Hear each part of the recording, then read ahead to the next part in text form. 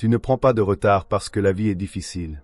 Tu prends du retard parce que le report te paraît plus sûr que l'obéissance. En ce moment même, quelque chose en toi est déjà scellé.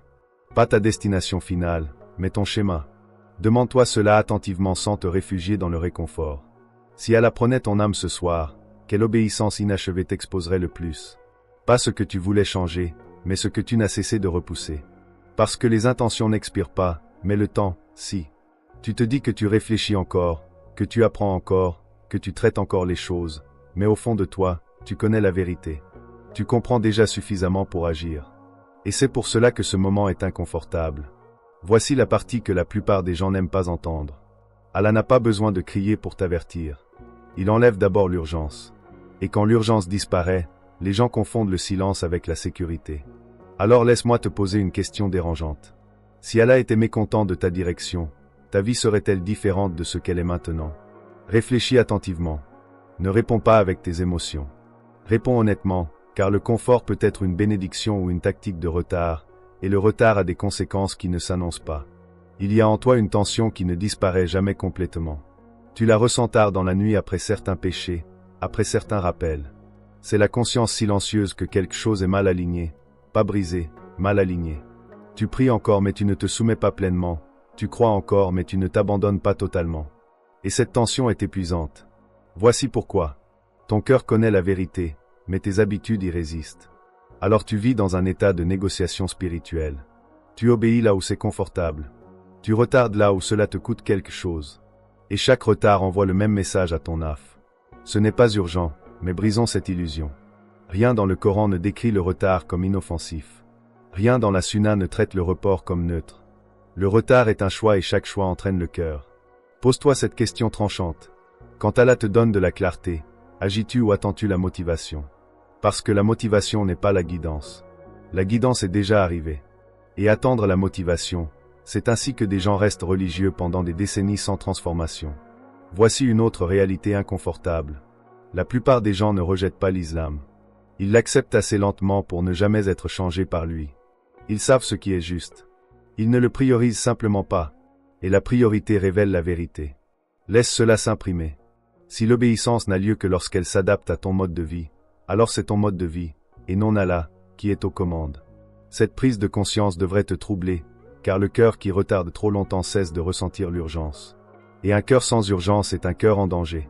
En toi, en ce moment, il n'y a pas de confusion. Il y a un conflit. Le naf ne dit pas qu'Allah a tort. Il dit qu'Allah peut attendre. Il dit règle cela après t'être stabilisé. Grandis spirituellement une fois que la vie se calmera. Tu seras plus sincère plus tard. Plus tard est devenu ton mensonge préféré parce que plus tard ne te demande rien aujourd'hui. Remarque comment la guidance arrive généralement quand tu es le moins prêt à obéir. Ce n'est pas une coïncidence. C'est une mise à nu. Allah te montre la vérité quand tes excuses sont bruyantes. Ainsi, tu peux voir ce que tu valorises vraiment. Et c'est là que l'épreuve devient personnelle. Parce que certains changements qu'Allah demande menacent l'identité que tu as construite. Ton cercle social, tes habitudes, ton image. Et tu as peur de ce que tu deviendras si tu obéis réellement. Alors le naf requalifie le retard en sagesse. Il appelle la peur équilibre. Il appelle l'évitement patience. Il appelle le confort stabilité. Mais Allah appelle cela autrement. Il appelle cela responsabilité. Laisse-moi te poser une question directe. Si l'islam exigeait de toi un sacrifice au lieu d'une validation, le suivrais-tu avec le même enthousiasme? Ou ajusterais-tu discrètement les règles? Il ne s'agit pas de perfection. Il s'agit d'honnêteté. Parce que chaque fois que tu retardes le repentir tout en sachant mieux, tu apprends à ton cœur que la désobéissance est survivable. Et ce qui survit devient normalisé. Maintenant, c'est dangereux parce qu'un cœur qui se sent en sécurité en désobéissant cesse de craindre les conséquences. Et quand la crainte disparaît, le changement suit rarement. Tu n'as pas besoin de plus de rappel. Tu as besoin de courage. Et le courage n'apparaît que lorsque tu cesses de marchander avec la vérité. Maintenant, le ton change parce que c'est ici que les gens détournent habituellement le regard. Jusqu'ici, la réflexion paraît sûre. Mais la responsabilité ne l'est jamais. Tu ne te tiendras pas devant Allah en tant que personne confuse. Tu te tiendras comme quelqu'un qui savait, et c'est la partie qui devrait t'inquiéter. Au jour du jugement, l'ignorance ne plaidera pas pour toi et les intentions n'interrompront pas l'interrogatoire. On t'interrogera sur le temps, non en années, mais en opportunité, en moment où la clarté t'a atteint, en moment où tu as ressenti ce resserrement intérieur dans ta poitrine et où tu as choisi le confort à la place. Et voici ce que la plupart des gens comprennent mal à propos du châtiment. Il s'agit rarement d'un seul grand péché. Il s'agit de retards répétés en présence de la connaissance. Chaque fois que tu as dit « je changerai bientôt », quelque chose en toi s'est durci un peu. Pas visiblement, pas dramatiquement, mais suffisamment pour que l'urgence s'affaiblisse. C'est pourquoi le Coran avertit sans cesse au sujet des cœurs, pas des actions. Les actions peuvent être corrigées rapidement. Les cœurs ne le peuvent pas. Laisse cette question t'arrêter un instant. Si Allah te questionnait maintenant sur les péchés pour lesquels tu repousses sans cesse le repentir, quelle serait réellement ta défense la plus forte? Le stress, l'environnement, la pression. Rien de tout cela n'explique pourquoi tu savais et as quand même retardé. Voici la réalité terrifiante que les gens découvrent trop tard. Allah ne ferme pas la porte du repentir quand tu pèches trop. Il la ferme quand le retard devient ton caractère. Et ce moment n'arrive pas avec la peur. Il arrive avec l'engourdissement. Quand les rappels cessent de te secouer. Quand les avertissements semblent répétitifs. Quand l'urgence paraît exagérée. Ce n'est pas la paix, c'est la distance. La distance tue lentement. Et la plus grande perte n'est pas le châtiment. C'est de se tenir devant Allah en sachant que tu aurais pu revenir plus tôt mais que tu as choisi de ne pas le faire.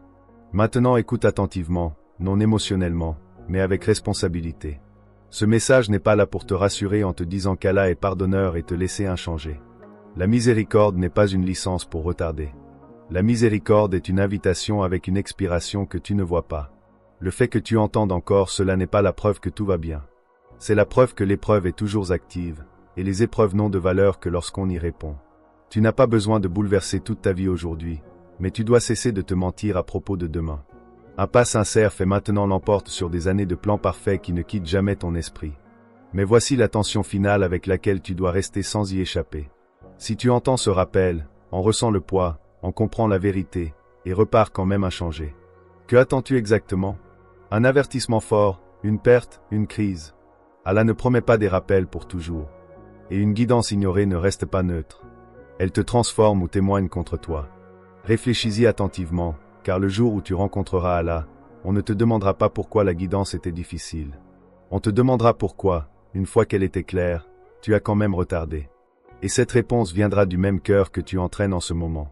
Décide ce que ce cœur apprend. Si ce message t'a fait arrêter et réfléchir, merci d'aimer cette vidéo afin qu'elle atteigne plus de personnes. Et pour plus de rappels réfléchis comme celui-ci, abonne-toi à la chaîne.